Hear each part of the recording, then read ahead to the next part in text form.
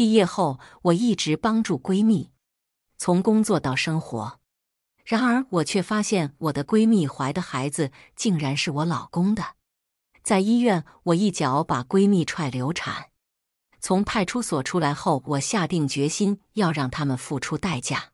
大家好，开始今天的分享之前，希望你能给人间烟火点个订阅，我将会分享更多优质的内容。医院的走廊显得异常冷清，昏暗的灯光下，只有我的脚步声在回荡。走廊尽头的自动贩卖机发出微弱的光，仿佛是这片寂静中的唯一生命。闺蜜林兰晴进去做产检，她的手机放在我这里，手机突然震动。我看了一眼屏幕，周宁汉2个字跳入眼帘。想必应该是林兰晴和周宁汉的电话，我没接，想着一会兰晴做完产假出来，让她自己回。结果这个电话又打过来，我怕有什么要紧的事，就接了。这孩子生下来，我也不会要的。手中的手机差点滑落，我捂住嘴，几乎无法呼吸。电话那头的声音，我再熟悉不过了，是我老公周宁汉的。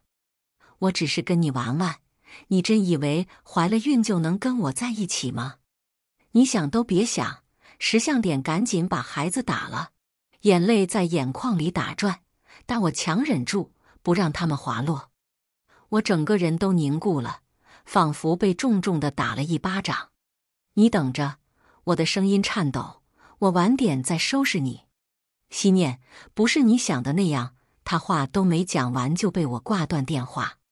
我疯了似的冲进产检室，在大学的运动场上，阳光洒下，2个女孩欢快地追逐，她们的笑声宛如夏日的风铃。我是那个身穿白色运动装、马尾飘飘的女孩，在我旁边的是我的闺蜜林兰晴。林兰晴边追我边笑称：“你又帮我解决了那个麻烦的绷带，真的是我的福星。”我调皮地回应：“你不是说不再麻烦我了吗？看来你还是离不开我。”她撅起嘴，假装不高兴：“哼，你这么聪明，怎么可能让我放过你？我们住在同一个宿舍，我在上铺，她在下铺。夜晚，当宿舍其他人都已入睡，我会探出头，和她低声聊天，直到深夜。我是本地人，毕业后，父母希望我留在这座城市，我希望他也留下，一起为未来努力。我们合租了一套公寓，我很快在一家大公司找到了工作。由于我的能力和努力，我在公司里得到了认可。在我的推荐下，林兰晴也加入了这家公司。她工作能力不强，所以只是一个小职位，但工作相对轻松。由于我的关系，他的薪水比同职位的同事要高一些。后来，公司对接一个企业合作事项，对方来的是一个年轻有为的员工周宁汉。他的眼神锐利，工作出色，待人接物也很得体。我对他一见钟情。不久，周宁汉向我表白了。我告诉了林兰晴，她一开始震惊，但后来为我感到高兴。几天后，我和周宁汉正式成为了情侣。我希望林兰晴也能找到自己的幸福，这样我们可以经常4人一起出去玩。但是一个电话改变了一切。产检室的门砰地被推开，我怒气冲冲地走进去。林兰晴坐在检查床上，脸色苍白，显然是受到了惊吓。你怎么敢？我几乎是咆哮地问她，你怎么可以这样？谁不行？你非得抢我老公？林兰晴紧张地站起身，我知道我错了，我真的没想到会这样。我再也忍不住，冲上前去，2人发生了拉扯。检查室内的医生和护士见状，赶紧上前劝阻。我一脚踹在林兰晴的肚子上，突然，林兰晴痛苦地捂住肚子，脸色变得更加苍白，还流了很多血。林兰晴摔倒在地，脸上露出痛苦的表情。她努力地爬起身，拨打了110。你这样做会付出代价的，林兰晴气喘吁吁地说。林兰晴被送去抢救，而我则被警方带走。林兰晴的情况稳定，但孩子保不住了。回想起自己的冲动，我也有点后悔。我一直认为自己是理性的，但在那一刻，我被情绪冲昏了头脑。从派出所出来那一刻，我发誓要让这对狗男女付出代价。在我和周宁汉在一起之后，每当我和们出去约会时，我总是会带上林兰晴。我们3个人经常一起逛街、吃饭。周宁汉对我非常体贴，每次他为我做些小事，林兰晴总是会调皮地说：“哎呀，你们俩真是够了，这么甜蜜，我都要得糖尿病了。”然后他就会做个呕吐的动作，逗得我们哈哈大笑。1年后，周宁汉和我领证结婚了。我记得有一次，林兰晴故意神秘兮兮地拉着我到角落，低声说：“昨天我在咖啡馆偶然看见周宁汉和一个女人坐在一起，他们聊得可亲密了。你知道吗？当他发现我在场时，他的脸色都变了，然后赶紧找借口打电话，避免和我有任何眼神交流。”我当时有些不敢相信，但林兰晴见我犹豫，又加重语气说：“你最好小心点，男人婚前婚后可是2回事。”从那以后，他时不时地在我面前说些周宁汉的坏话，久而久之，我也开始对他产生了怀疑。现在回头一想，林兰晴说那些话都是有原因的。坐在家里的沙发上，我心中的疼痛仿佛要撕裂我的整个身体。我的手不自觉地摸到了放在茶几上的婚纱照。那天我们笑得那么甜，那么真心。我轻轻抚摸着照片上的他，眼泪滑落。门咯吱一声被推开，周宁汉走了进来，他的眼神中满是愧疚和不安。我知道我错了，但请你给我一个解释的机会。我抬起头，冷冷地看着他，解释。你觉得现在还有什么好解释的吗？他看着我，眼中闪过一丝痛苦。我知道我做了对不起你的事，但我真的没想到会这样。我冷笑，你以为这样说，我就会原谅你吗？他沉默了一会，我不知道，但我真的很后悔。我正在整理衣柜，一件件翻看过去的旧衣服，有些已经不再合身，有些已经过时。正当我准备把一些不再穿的旧衣服放进垃圾袋时，我突然发现周宁汉的衣服口袋里有一张照片，只露出了一个小小的边角。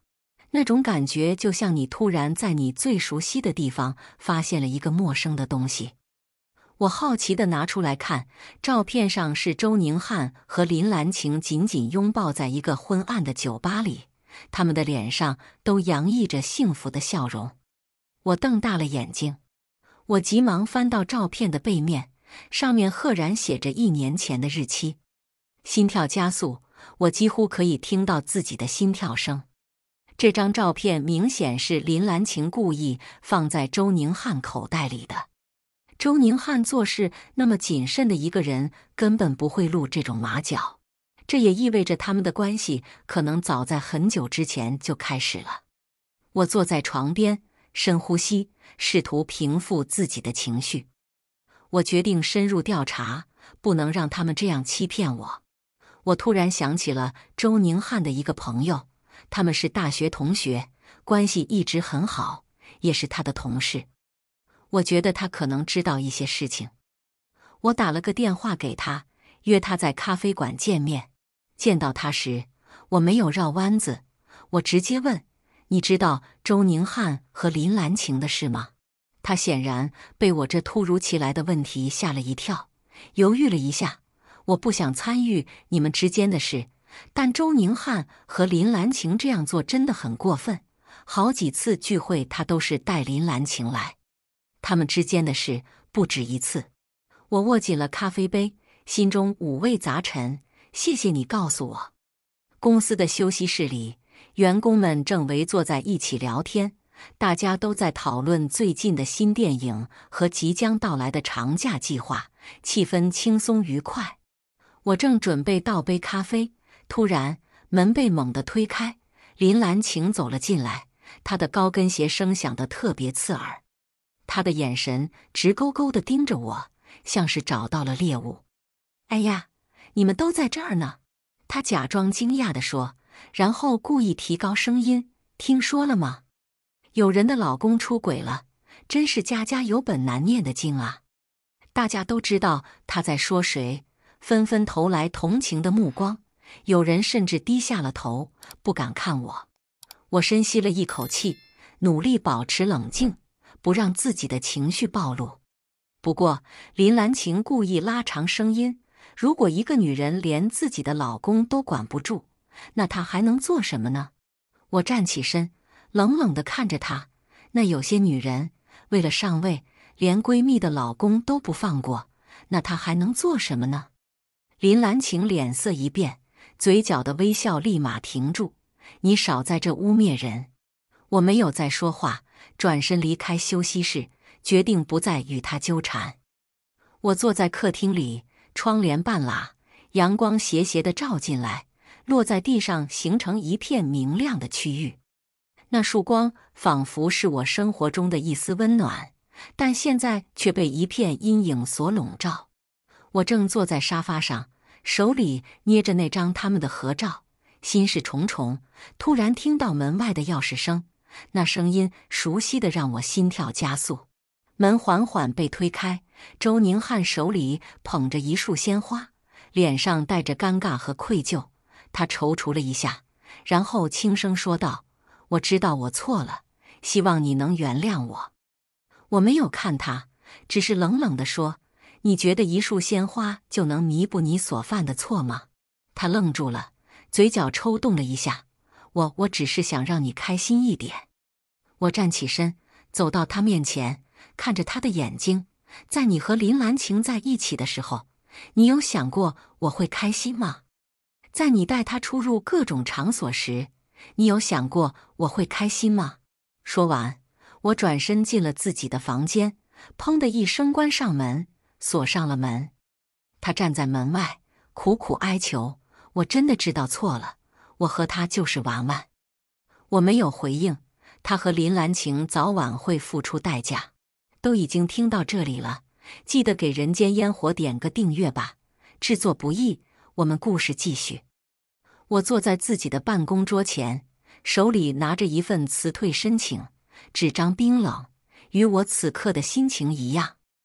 我将申请交给了上级，他接过来，眉头微微皱起。这一次已经是第3次了，又被退回。我心中的怒火越烧越旺，但我知道这不是发火的时候。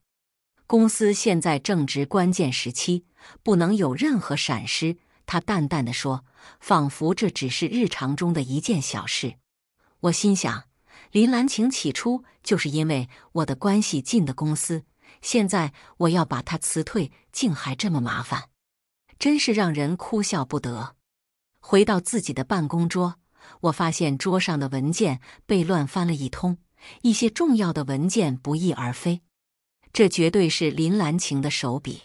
不久，林兰晴走过来，嘴角挂着嘲讽的笑容。听说你想辞退我，真是好大的胆子啊！我深吸了一口气，努力保持冷静。有些人作风不检点，根本不配在这个公司。他轻笑，你以为你是谁？我瞪大了眼睛，我是这里的经理，而你只是一个小职员。他冷笑，那又怎样？说完，他转身离去。我知道这场战争才刚刚开始。会议室里，大屏幕上展示的数据和图表错综复杂，每一个数字和线条都代表着公司的未来走向。我站在讲台前，指着屏幕上的某个部分，深吸了一口气。这部分，我觉得应该交给林兰晴来完成。林兰晴坐在座位上，她的眼神立刻变得有些迷茫。这个部分很复杂，我可能需要一些时间来研究。我微微一笑，眼角带着一丝挑衅。既然你是公司的员工，那就应该有这个能力吧。会议结束后，林兰晴急忙走到我面前，她的脸色通红。你这是故意的吧？我看着她，轻轻地挑起眉毛。工作就是工作，我只是按照公司的要求来分配任务。她咬牙切齿，眼中闪过一丝怒火。你不要得意，我告诉你，你再敢这样对我，我会让你后悔的。我冷冷地看着他，你以为你在这里很了不起吗？告诉你，如果你再敢挑衅我，我会让你在这里没有立足之地。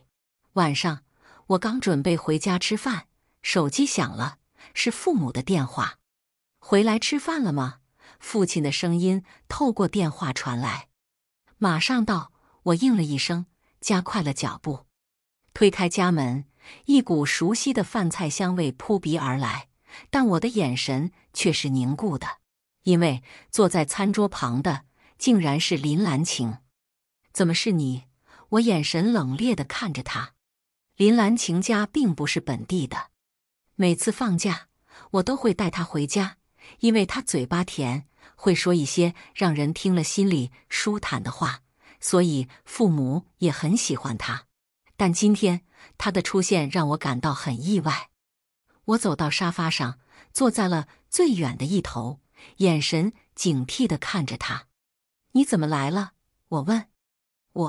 她刚要说话，我就看到她故意在我父母面前提及周宁汉的出轨事情，她的嘴角微微上扬，明显是在故意挑衅。你这是什么意思？我眼中闪过一丝怒火。我只是说事实而已，他冷笑。事实？你知道什么？我反问。我知道的比你想象的要多，他得意地说。我深吸了一口气，努力保持冷静。你来我家，就是为了说这些吗？他嘲讽地说。你这个贱人，你有什么资格说三道四？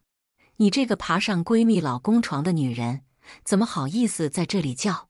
我突然站起身，怒火中烧。我父亲也站起身。你又是谁？你凭什么在我家里对我的女儿说这些话？我母亲更是气得直接指着林兰晴的鼻子。你给我滚出去，我不想再看到你。林兰晴脸色一变，她没想到会遭到这样的对待。你们……我冷冷地打断她。我告诉你，你不配做我的朋友。从今天开始，我们之间的友情结束了。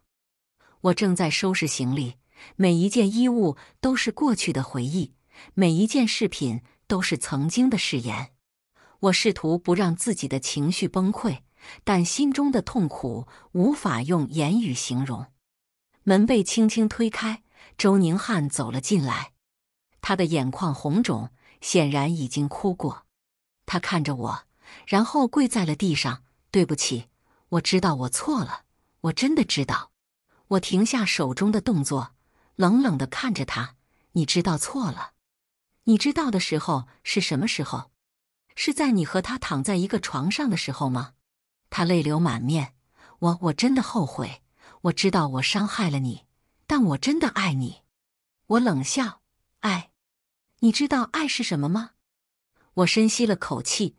周宁汉，我已经做好决定了，我要和你离婚，我说道，声音坚定。他震惊地看着我。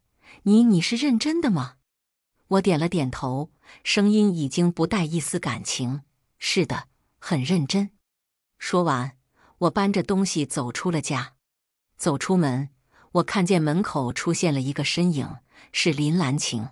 她站在那里，得意洋洋地看着我。看来你们的婚姻真的到头了。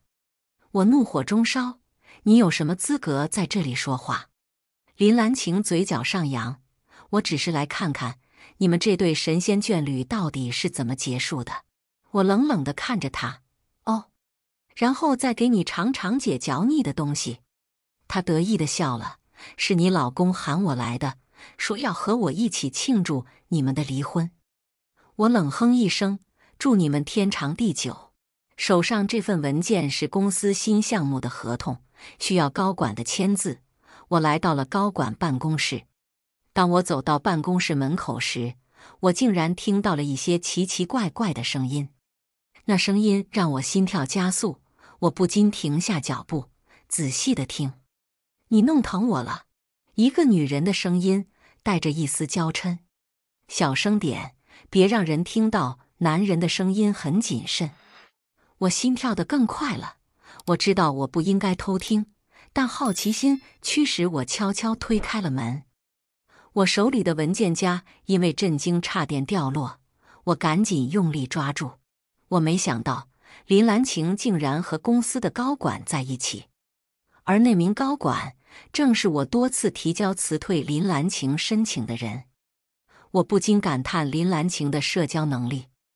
我站在门口，听着不堪入耳的声音，心中既恼火又无奈。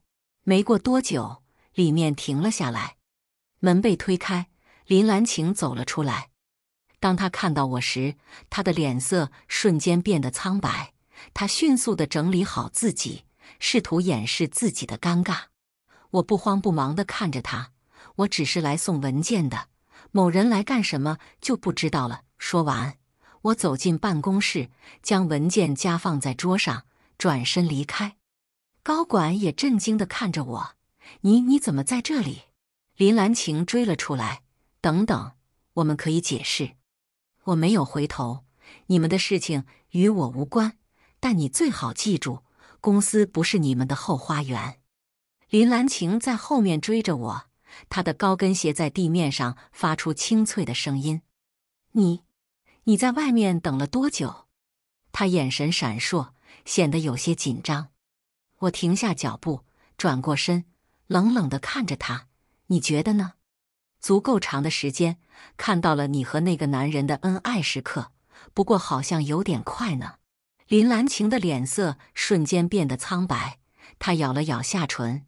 你不许讲出去。我抬起眉，嘲讽地笑了笑。你以为你是谁？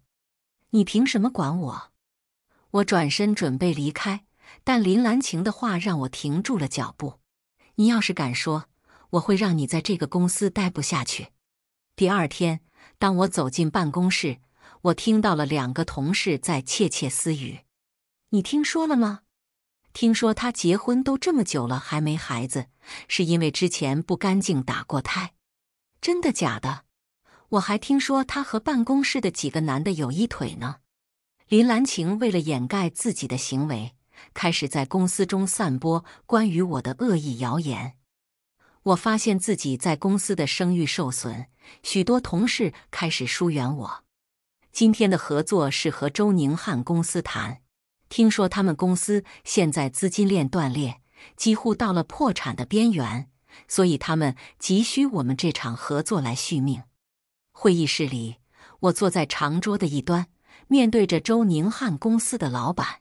他是个中年男人，满脸的皱纹，眼神锐利，但我能看出他眼中的焦虑。我们很看好与贵公司的合作，我微笑着说，故意拖长了尾音。老板点点头，我也是，但我希望我们的合作是建立在互相信任的基础上的。我故意露出一丝疑惑的表情。当然，但我听说贵公司有员工私生活不检点，这会影响到我们的合作。老板的眼神瞬间变得锐利。你是指？我没有明说，只是微微一笑。我相信老板您会做出正确的决策。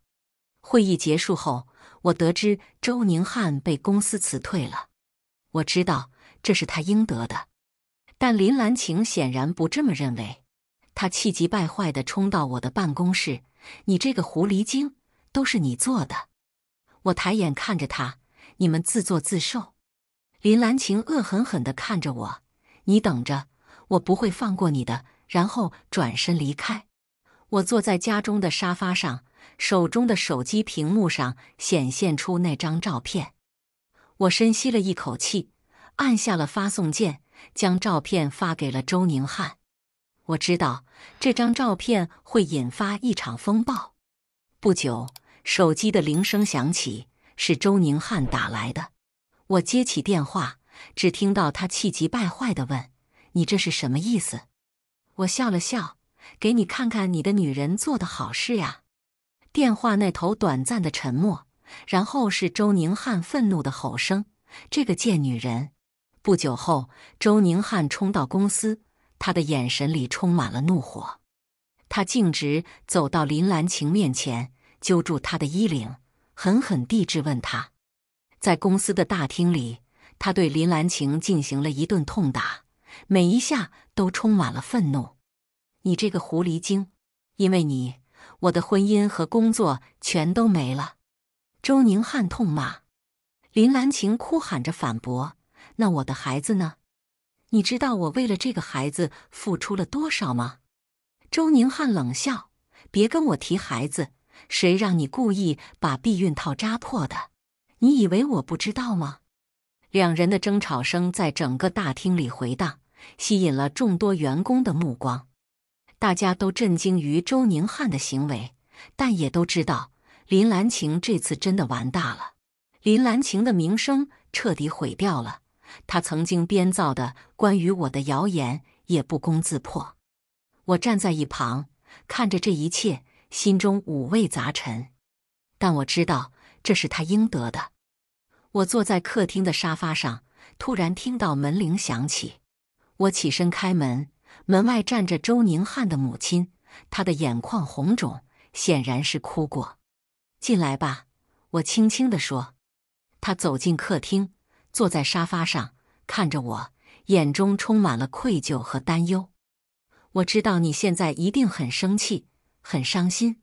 我真的很后悔，为什么我儿子会做出这样的事情？我看着他，心中五味杂陈。这么多年来，他一直都很喜欢我，对我很好。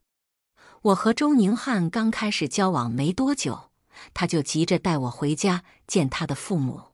我还记得第一次见面，他妈妈就像见到了久违的亲人一样，热情地拉着我的手，眼里满是欣喜。他看着我，仿佛看到了自己的女儿，那种眼神真的让我有些受宠若惊。你知道吗？周宁汉悄悄地凑到我耳边说，我妈妈之前意外流产过，是个女儿。她一直都很想要个女儿，但因为身体的原因，再也怀不上了。我看着她妈妈，突然明白了她为什么那么喜欢我。她一直拉着我，走到哪里都不放手。每次逛街，只要看到什么好看的东西，她都会第一个想到我，然后毫不犹豫地买下来。她对我真的太好了，我都不知道该怎么回报她。在我和周宁汉决定结婚时，第一个告诉了他妈妈：你们要结婚了。他妈妈开心地问我：真的吗？我点点头，她更是高兴得合不拢嘴。那你以后就是我们家的女儿了。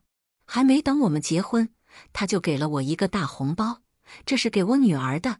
她笑着说：你以后就叫我妈吧。我看着她，心里真的很感激。谢谢妈妈，我真心地说。我知道这一切都不是她的错。妈，这真的不是你的错，我轻轻地说，试图安慰她。她眼眶里的泪水打转，但她是我亲生的，是我一手带大的，是我教育出来的。我走过去，轻轻地抱住她，感受到她的颤抖。妈，我们都已经长大了，每个人都要为自己的选择和行为负责。你不能一直为他背负这个责任。他抽泣着，声音哽咽。我真的很后悔，为什么我教育出来的儿子会变成这样？我轻轻地摸了摸他的头。人生总有些不如意的时候，我们只能接受现实，然后继续前进。他哭得更加伤心。你是个好女孩，真的，我相信你一定会遇到更好的人，拥有一个更好的未来。说完，他从包里拿出一个红色的文件夹，里面是在市中心的那套房子的房产证。他眼中闪烁着坚定的光芒。这套房子是你一个人的名字，本来是想在你今年生日的时候送给你的。我震惊地看着他，妈，这太贵重了，我不能要。他紧紧地握住我的手，你务必收下，这只是一个小小的礼物。我们家欠你的远不止这些。他的眼神坚决，仿佛是在告诉我，这是他能为我做的最后一件事。我正在办公室里处理文件，突然门被猛地推开，林兰晴怒气冲冲地冲了进来，她的高跟鞋在地板上发出刺耳的声音。你以为你这样做就能赢吗？她尖叫着，一把将我桌上的文件扫到地上，纸片飘落，像她失控的情绪一样。我深吸了一口气，尽量保持冷静。你这样做只会让自己更加难堪。他怒吼：你现在还有什么？老公没了，工作也要丢，凭什么天天摆着一副高高在上的样子？他的眼神充满了嫉妒和恨意。就在这时，高管的声音从门外传来：林兰晴，到我的办公室来一下。林兰晴得意洋洋地看了我一眼：你等着，我回来再收拾你。但是没过多久，林兰晴被辞退的消息被公布。我办公室的门再次被推开，是林兰晴，她的脸色苍白，眼中充满了愤怒和绝望。你这个贱女人！她尖叫着，我不会就这样放过你的。她的手指颤抖地指着我。最后，林兰晴被保安带走，她的尖叫声在走廊里回荡。高管走了进来：对不起，打扰了你的工作。他的眼神里充满了歉意。我微微一笑：没关系，我知道你会做出正确的决定。林兰晴一点工作能力都没有，就是个花瓶。公司养着她，最开始是因为我，后面是因为高管。但公司当然知道我的能力远超过她10倍不止，肯定会做出正确的选择。我今天到商场，想买点新衣服，换换心情，毕竟最近心情不太好。正当我在挑选时，突然听到一个熟悉的声音在叫我：嘿，是你吗？我转过头，没想到竟然是大学室友小红。她看起来还是那么精神。好久不见啊，她笑着说。是啊，真的好久不见了，我回应。我们决定找个地方坐坐，于是走到了附近的一家奶茶店。点了奶茶后，她突然问起：怎么没看到林兰晴跟你一起？我叹了口气：那都是过去的事了。小红看了看我：其实我觉得你们分开是好事。我有点惊讶：为什么这么说？小红犹豫了一下：其实大学的时候，林兰晴一直在背后说你的坏话，和另一个室友不好意思跟你说，毕竟这种事情怕得罪人。什么？我震惊地看着她。小红继续说：当时你帮她把班带的问题解决，她到处说你出卖色相。我心想，那次林兰晴抱着我说我是她的福星，真讽刺。还有你竞赛获奖，她回寝室就说你是作弊的。我还不信，因为我知道你每天都那么努力学习。但她坚持说你是装的，还警告我们不让告诉你。我想起了当时的情景，她还跟我说是你们嫉妒我，说我作弊。小红愤怒地说：她真是太过分了，你当时帮她解决了那么多问题，她却这样对你。我感叹，我真的没想到她会这样。我突然想到一件事情，我问小红你有没有用我的化妆品？怎么可能？小红继续说，当时林兰晴一直用你的化妆品，我问她这样用合适吗？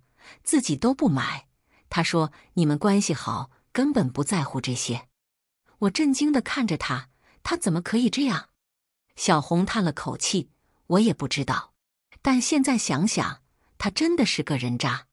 小红告诉了我一堆大学时候的事情，我真是感叹这个林兰晴，既然那么讨厌我，还装成很喜欢我的样子，真恶心。在见到林兰晴的时候，我正独自驾车经过市中心的一条小巷，突然看到一个熟悉的身影。他正站在一个小摊前，与摊主讨价还价。